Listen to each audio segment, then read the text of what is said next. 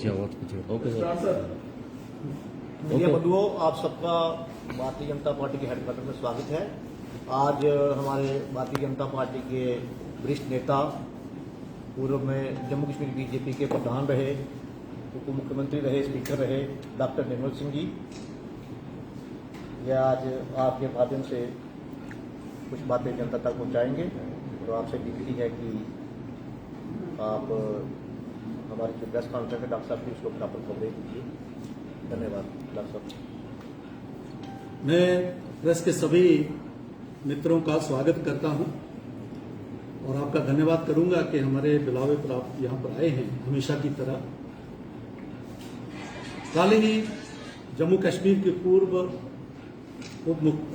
मुख्यमंत्री और पीडीपी की प्रधान महबूबा मुफ्ती ने एक बयान दिया है, और बयान था वो किस कॉन्टेक्स्ट में था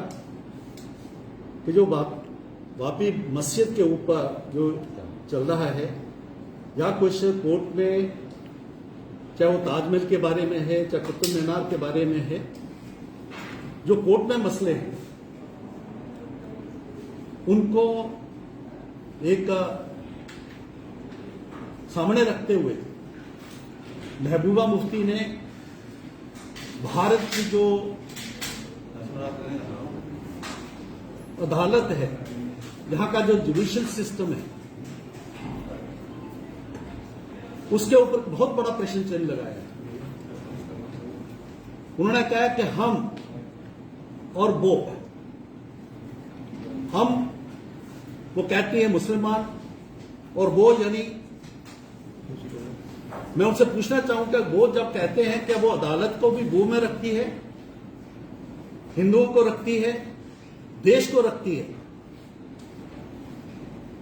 कि हम उनसे कहेंगे कि आप जितने भी हमारी मस्जिदें ले लें, लेकिन हम शांति होनी चाहिए। अरे भाई, जितने भी ये मसले हैं वो कोर्ट में चल रहे हैं। अदालत वापी मस्जिद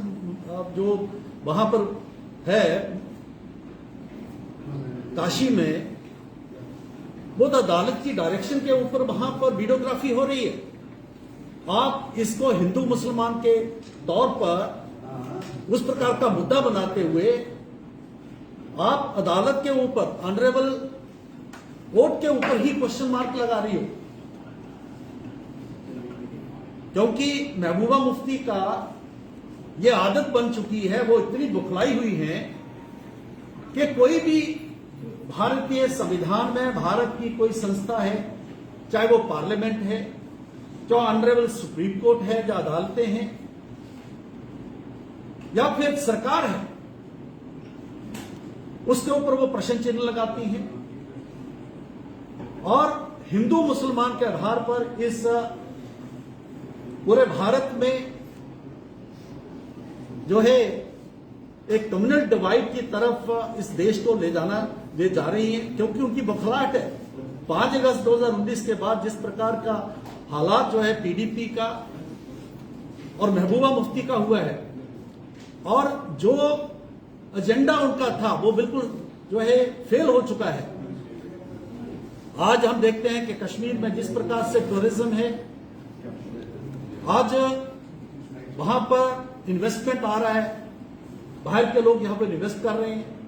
आज कश्मीर के लोग, जम्मू के लोग, नौजवान जो हैं, उनको लगता है कि हमें रोजगार मिलेगा।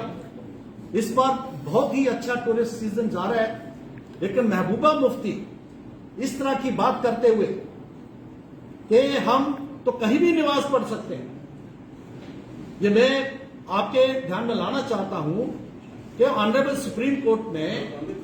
पब्लिक प्लेसेस के ऊपर नमाज पढ़ने पर लाउड जो स्पीकर्स हैं उसके ऊपर कोई भी धार्मिक जो उस प्रकार पर चर्चा करने पर जो बैन लगाया है, जिसको इंप्लीमेंट करने की कोशिश की जा रही है, उसको भी एक माध्यम बना के कश्मीर के वो लोग जो अलगाववाद में थे, वहां के नौजवानों को उनको इंस्टिगेट कर रही हैं, और इंस्टिगेट करते हुए वो पत्थरबाजी की तरफ, आतंकवाद की तरफ जो है कश्मीर के नौजवानों को धकेल रही है, जो मैं कहूंगा कि ये देशद्रोह के दायरे में आता है। बेशक ऑनरेबल सुप्रीम कोर्ट ने उस पर केस चलाने की जो है उस पर टेम्पररी शायद कोई डायरेक्शन पास की है, लेकिन महबूबा मुफ्ती को ये समझना चाहिए, ऐसे लोगों को ये समझना चाहिए कि केस दर्ज होना और देशद्रोह ये जो है एक बहुत ही इंपॉर्टेंट जो कानूनी प्रक्रिया है, कानून है, इसकी इजाजत नहीं दे सकता देश। एक बात मैं और आपके ध्यान में लाना चाहूंगा कि ये वन अपमैनशिप उसका भी मसला है। महबूबा मुफ्ती, उमर अब्दुल्ला, डॉक्टर फारूक अब्दुल्ला या ऐसे ही लोग हैं जो इस कंपटीशन में हैं कि जम्मू कश्मीर में जो माहौल जहां बना है शांति का, डेवलपमेंट का, उस माहौल को कैसा बिगाड़ा जाए और उसमें से कौन आगे निकलता है। उनको लगता है कि इससे कश्मीर में उनके वोट बनेंगे, आगे आने वाले जो इलेक्शंस में, ये उनकी भूल है। आज जम्मू कश्मीर के लोग उन्होंने इनको रिजेक्ट किया है और कहीं ना कहीं मुझे लगता है इसको एक टूल के तौर पर पाकिस्तान भी यूज कर रहा है, क्योंकि पाकिस्तान की भाषा और इन नेताओं की भाषा जो कश्मीरी नेता हैं उनमें कोई फर्क नहीं है। ऐसे मानो लगता है कि एक मकसद है कि किस प्रकार से भारत को बदनाम किया जाए, भारत की जो संस्थाएं हैं, ऑनरेबल सुप्रीम कोर्ट है, अदालतें हैं, यहां की सरकार है, उसको बदनाम किया जाए। और देखिए, संयोग देखिए, जब हमारे प्रधानमंत्री नरेंद्र भाई मोदी, जबकि दुनिया जो है रशिया और यूक्रेन युद्ध के मद्देनजर एक थर्ड वर्ल्ड वार के कगार पर खड़ी है और प्रधानमंत्री जी यूरोप का दौरा कर रहे हैं और सभी को भारत की डेवलपमेंट, भारत में निवेश आए, भारत आर्थिक तौर पर आगे बढ़े, ये कोशिश कर रहे हैं और वर्ल्ड पीस के लिए कर रहे हैं। उस वक्त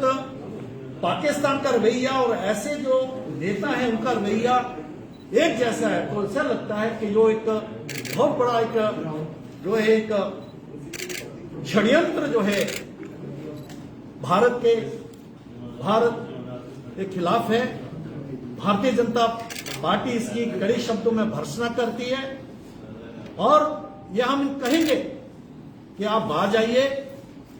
अगर वो यासीन मलिक,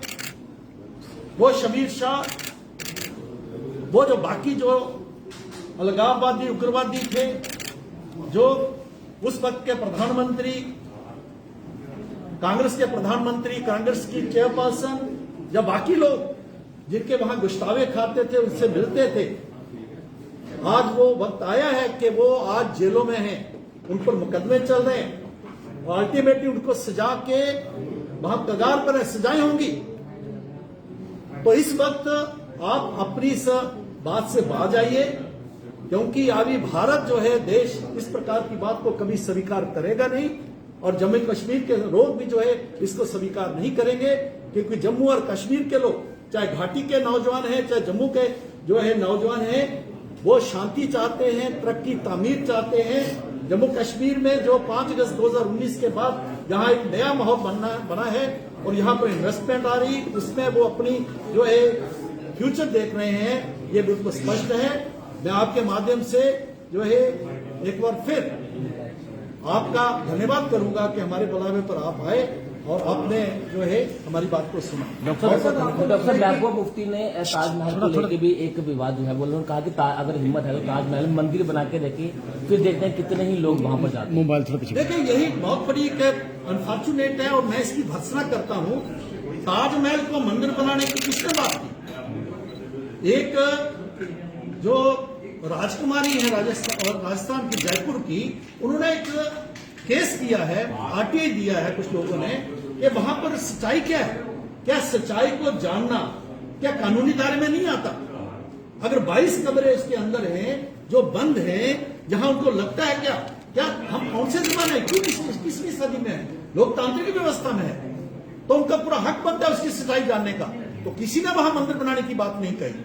तो ये बिल्कुल मैं वही कह रहा हूं कि हिंदू मुसलमान करते हुए ये जो है एक जो जिहादी एजेंडा है जिसको पूरी दुनिया में जिसको रिजेक्ट किया जा रहा है, पूरी दुनिया उसके खिलाफ लामबंद हुई है, तो यहां जम्मू कश्मीर में पूर्व मुख्यमंत्री इस प्रकार की बात करें तो इससे या कोई बात हो नहीं सकती। डॉक्टर साहब, आपको लगता है कि महबूबा मुफ्ती ने अपनी 2-3 दिन पहले एक बयान दिया था, उन्होंने कहा कि बीजेपी जो है वो यहाँ पर मुस्लिम जो मेजोरिटी में उनको माइनॉरिटी में करना चाहती है। क्या उनके इस बयान से आपको लगता है कि वो यहाँ पर एक माहौल तैयार कर रही है कि मुसलमानों को जो है प्रवोक कर रही है कि ऐसे कम्युनिटी का स्पेशल उन्होंने नाम दिया, उन्होंने कहा कि मुस्लिम मेजोरिटी में उनको माइनॉरिटी में करना चाहती है। आपको लगता है नहीं, महबूबा मुफ्ती बताए ना किस तरीके से करना चाहती है।